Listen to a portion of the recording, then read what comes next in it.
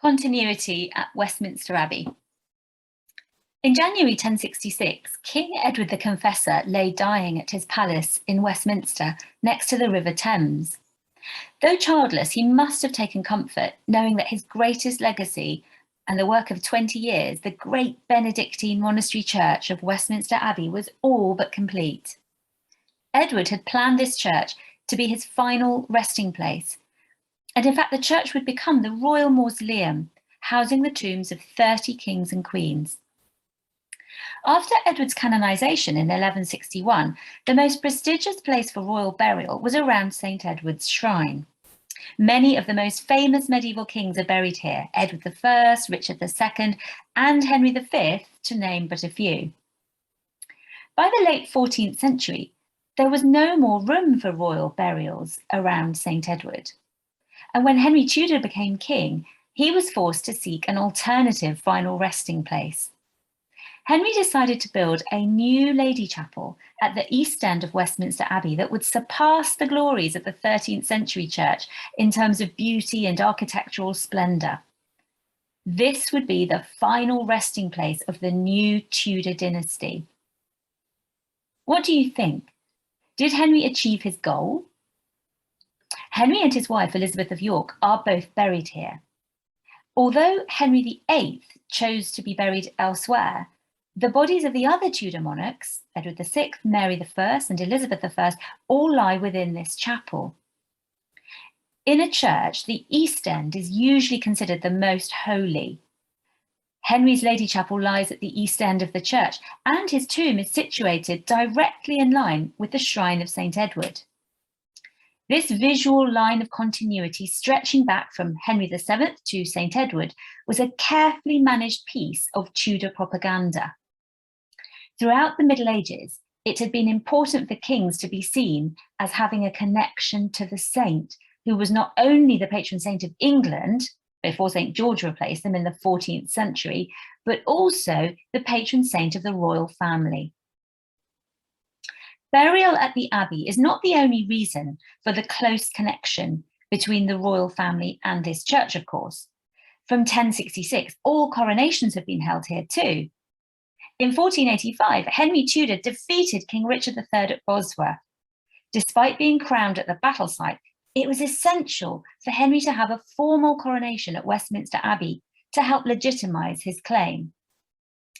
Henry was careful to ensure that his coronation took place before his marriage to Elizabeth of York, to avoid being seen as reliant on his wife for his authority. His son, Henry VIII, was given a full Catholic coronation ceremony in 1509, alongside his new wife, Catherine of Aragon.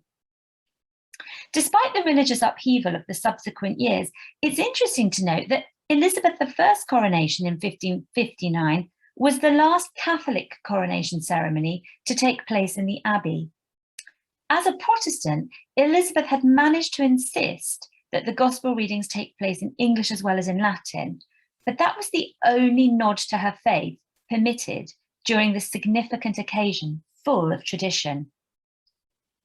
During the Reformation, shrines and holy relics across England had been destroyed as part of the new Protestant reaction to Catholic practices. Most famously, in 1538, the shrine of St Thomas Becket at Canterbury was smashed to pieces and his bones supposedly thrown into the river on Henry VIII's orders. The monks of Westminster must have foreseen this turn of events, because they hid the bones of St Edward just before the monastery was dissolved under Henry VIII's orders in 1540. Visiting the Abbey today, you might be surprised to learn that St Edward's Shrine is still very much at the heart of this great church. Pilgrims still pray in the niches of the restored shrine. After Henry VIII and Edward VI had all but stripped the country of relics and shrines, Mary I did what she could to reinstate them during her 5-year reign. As a Catholic, pilgrimage was a very important part of her worship, and so she reopened Westminster Abbey as a Benedictine monastery and restored the shrine of St Edward. His bones were brought back and reburied inside the Abbey.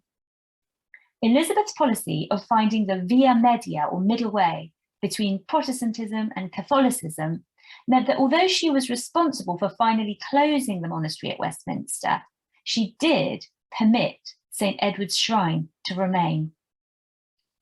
Elizabeth I refounded Westminster Abbey in 1560 as a church within the Reformed Church of England tradition, and it has remained so ever since.